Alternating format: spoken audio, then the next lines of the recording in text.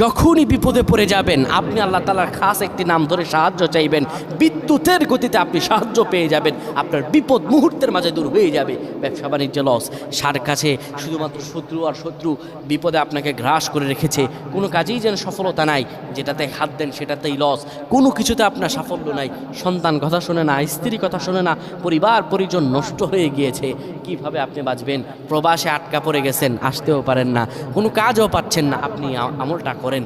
এটি আমার কথা নয়, বিশ্বনবী মুহাম্মদ রাসূলুল্লাহ সাল্লাল্লাহু আলাইহি ওয়াসাল্লামের প্রিয় সাহাবী হযরত যায়েদ রাদিয়াল্লাহু তাআলা আনহু, তিনি একবার মক্কা থেকে হিজরত করে যখন মদিনায় যাবেন, ঠিক সেই সময় বিপদে পড়ে যান।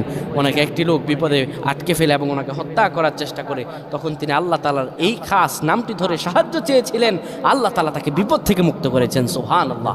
সেই দোয়াটা কি? তিনি যখন বিপদে পড়ে যান তিনি বলেন, আগিসনি ইয়া রহমান।